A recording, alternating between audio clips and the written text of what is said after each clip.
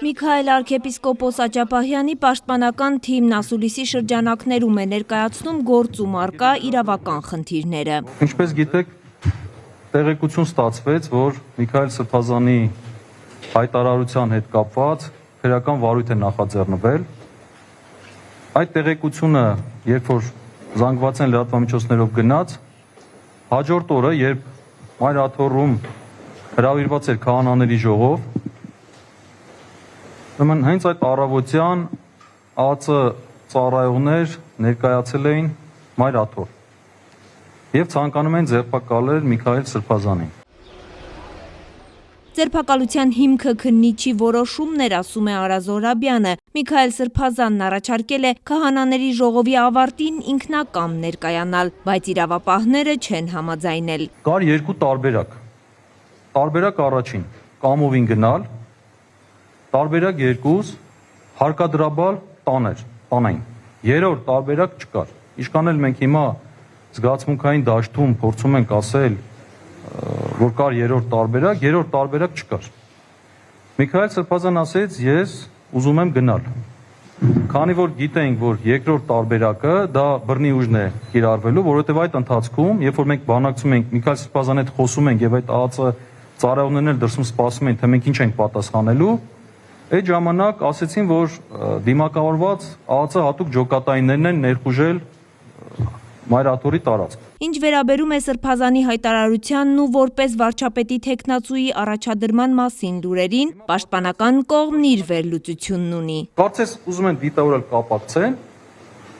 որ հիմնավորեն այս կոչերի տրամաբանական կապը։ Ավելին ասեմ, երբ որ ձեր այդ հարցազրույցի ժամանակ հենց այդ օրը եկեղեցու բակում, երբ որ մեկը հարցեց դուք այսպեսի բան եք ասել, Սրբազանը նույնիսկ այդտեղ պոռկաց, այո, ասել եմ, լավ եմ արել, էլի եմ ասում, այդ հատվածը բերել են իրենք դատարան եւ փորձում են ապացուցել, որ ինքը կրկին նույն հանցագործությունը կատարել է որպես կալանքի միջնորդության հիմնավորում։ Այսինքն իրենք ամեն ինչ ֆիքսում են, որ մի բառ փոքեն եւ օգտագործեն Սրբազանի դեմ։ Ակնհայտ ապօրինի եւ շինծու մեղադրանք։ Փաստաբան Երեմ Սարգսյանը վստահեցնում է, գործում հանցագործություն առկա չէ։ Սա մեր դիրքորոշումը մենակ չի, սա դատախազության դիրքորոշումն է եղել, քննչական մարմնի դիրքորոշումն է եղել, միջև այն պահը, երբ վարչապետը սկսել է թիրախավորել Միքայել Սրբազանին։ Ինչ եմ ասում միջև այդ պահը, որովհետև այդ ժամանակագրությունը շատ հստակ է։ Իրենք ինչ են ասում, դատախազությունը ասում է իբր թե 2025 թվականի հունիսի 21-ի այս հայտարարություններ եւս հանդիսացել է սրա համար հիմք, բայց ուրեմն հունիսի 4-ին իրենք այս process-ը արդեն սկսել են, դատախազությունը իր նախաձեռնությամբ այդ հրապարակումը ուղարկել է ոստիկանությունը իբր թե հաղորդում է պատրաստել, ուղարկել քննչականը վարույթը նախաձեռնել է։ Ինչու հենց հունիսի 4-ին, այդ օրերին վարչապետն իր Facebook-յան էջի հրապարակումներում սկսել է թիրախավորել հենց Միքայել Սրբազանին։ Իրավապահները վարչապետի ուղիղ ցանկությունն են իրականացրել։ Հենց այդ ամսի 4-ի հետ կապած այդ հրապարակումներից հետո միանգամից իրենք կարծեք թե տեսնում են մի տարի առաջ 24 թվականի հարցազրույցը Միքայել Սրբազանի եւ դա վերցնում են, փորձում են շրջանառել։ Սա իր հերթին։ Իսկ այն ինչ որ ասում են, որ ամսի 21-ի հաղորդում, հայտարարություն, հրապարակում